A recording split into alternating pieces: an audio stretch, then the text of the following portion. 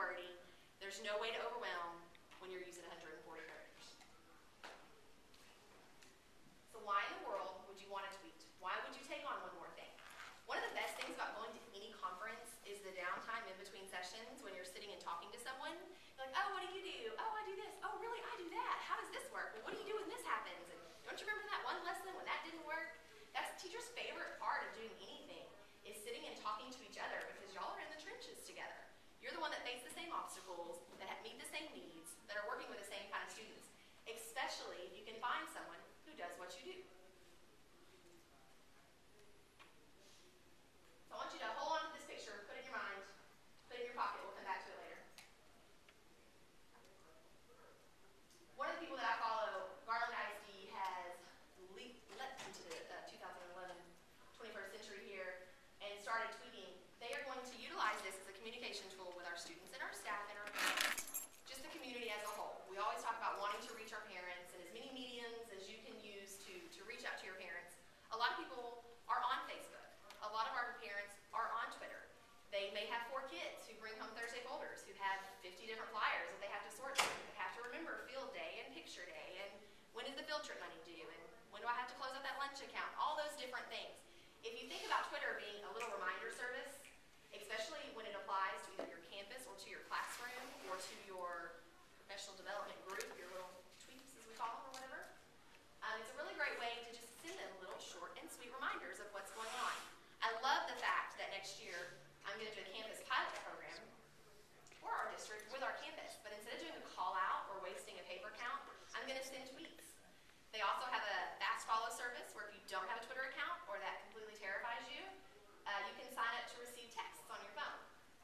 And again, we can talk all day long about my 53% of lower socioeconomic students at my campus. Find me a parent who doesn't have text.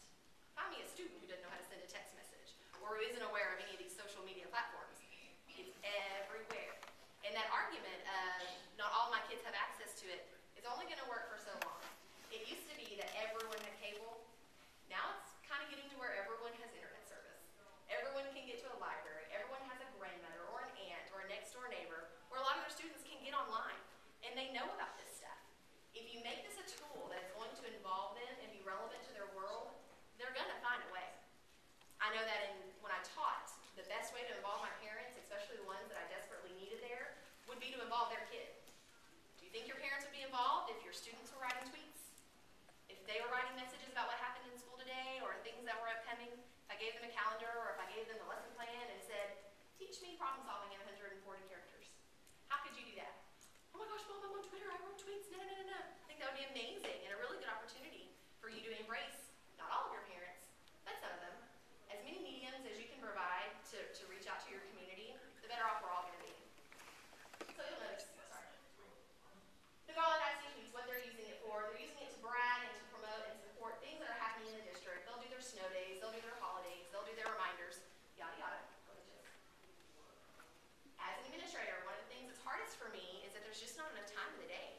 There's all kinds of really, really great stuff out there, but I can't afford to go to ISTE, I can't afford to go to ASCD, I can't afford to go to these conferences that are promoting and pushing all of the really great, amazing things that are happening in education.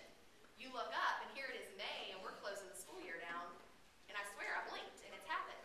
How in the world do you find time to find all the stuff that you want to present, that you want to share, that you want to learn? Because we all, as educators, want to grow. Obviously, you do. That's why you're here. When do you fit in something like that? 140 characters at a time.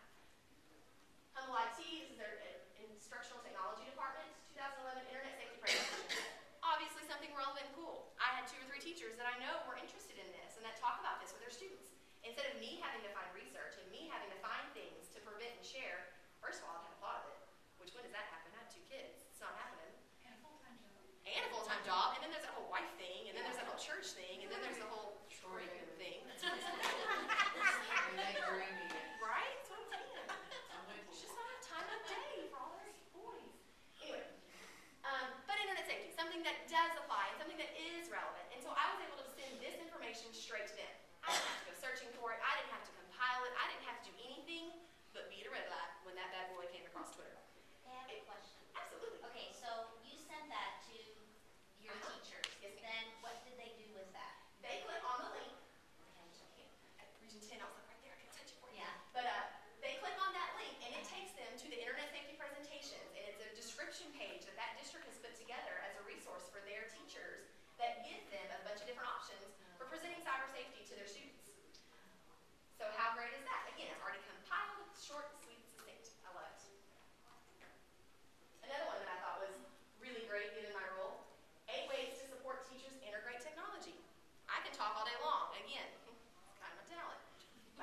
tired of hearing me. They get tired of seeing stuff come across from me. But if I can share what someone else has to say that necessarily is the same slant of what I'm doing or the things that I want to see happen on our campus, I can send them this link.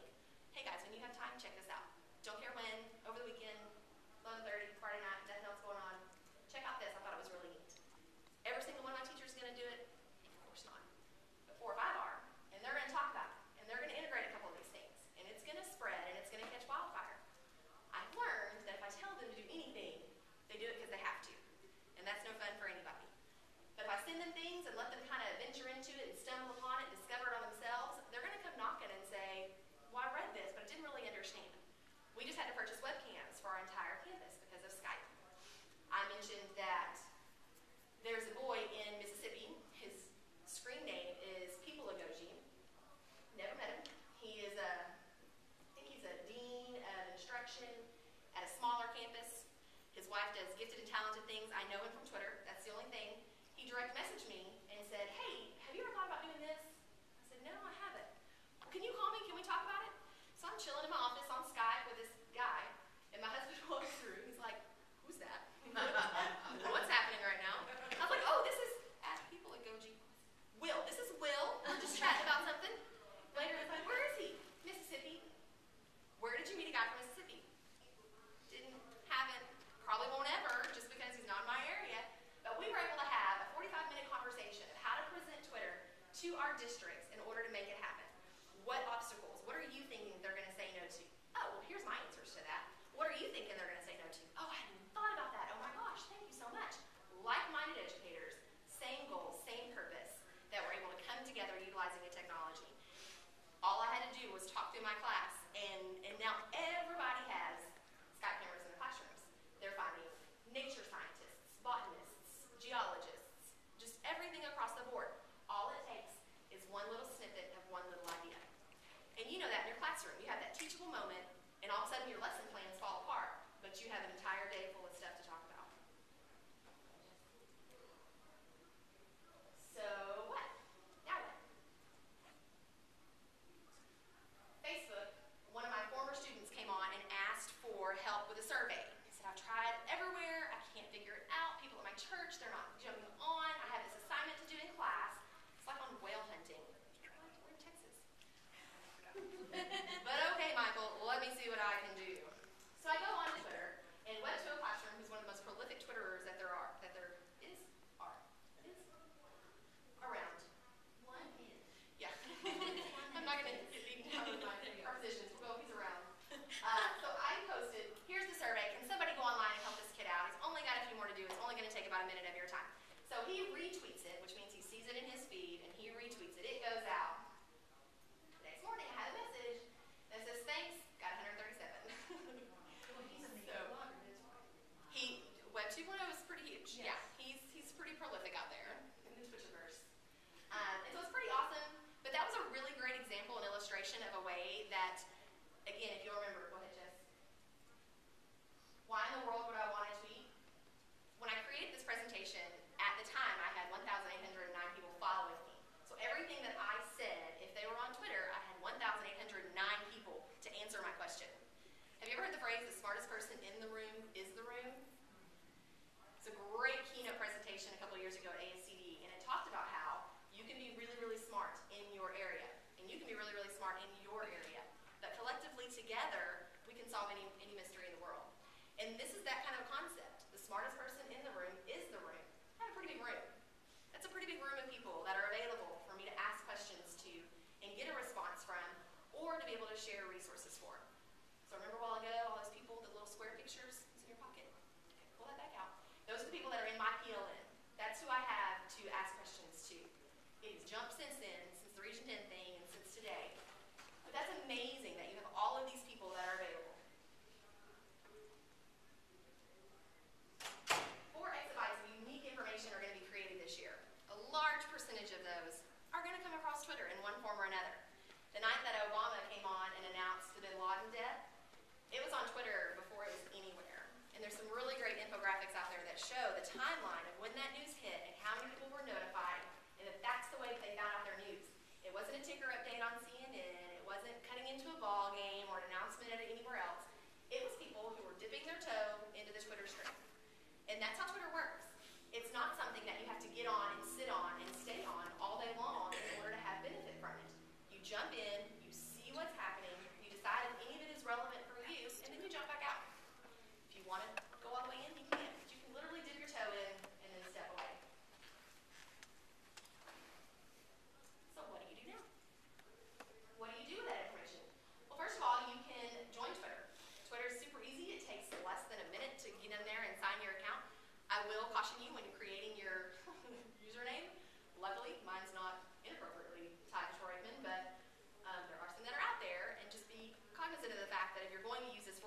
development, you don't want to be like Kitty Cat 1978 because you might have to know from your professionalism. So just keep that in mind, that your particular allegiance to a WWE wrestler or anything like that might not want to be your Twitter name.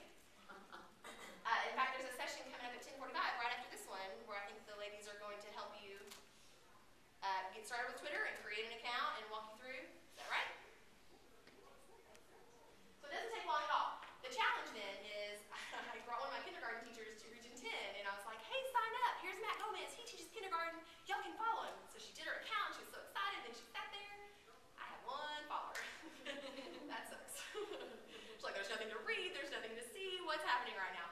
You have to create. You have to find people to follow. And there's a couple of different tools out there that are going to help you do that. Listorious is one of them. Listorious is a way to group like-minded educators together. Educators or chefs or sports fanatics or house decorators or makeup artists. It collects groups of people and adds them to these lists. And you can go in and choose to select and follow different lists. There are, again, who knows when that was created, 2 million top Twitter users. But it's the ones who are the most prolific, not the ones who tweet like every 30 days or anything like that. These are the people who are sharing all of those exabytes of information on a regular basis. So you go in and you choose, I teach 2nd grade. So you type in 2nd grade teacher. And it's going to take you to all these different lists of educators, people who are in education. And you click and you follow all those different lists. One of the things I forgot to mention in this presentation, but there is a link to it on my blog, and we'll talk about that in a minute. There are also these things that they're called chats, and they're ed chats. The number sign is used as a hashtag, and that's one of the ways that you can search and organize information on Twitter. All of these people who teach different things, again, I talked about Matt. Matt teaches kindergarten, and there is a kinder chat tag, and it's just the hashtag kinder chat. If you ever go into the search bar and you type that, anyone who references anything that could apply to a kindergarten teacher uses that hashtag. And so if you go in and search, all of that information then becomes relevant just to you. When I say professional development on demand, that's truly, truly what this is. It's a way to grow when you're in the mood. In your pajamas, drinking your coffee, first thing on Sunday morning, last thing on Friday night, whenever, however you want to make it happen. And searching those chats can be a really great way to get involved in a conversation and really make it relevant to you. I'll give you my blog address at the end of the presentation, and I have a list of all of the different chats that happen. And I'm not kidding. Name the grade level, name the subject matter, name the interest, name the specification, and there's a hashtag devoted just to you. You can access Twitter on any kind of mobile device. As long as you can connect to the internet, then you can get onto Twitter. You don't have to be sitting in front of your computer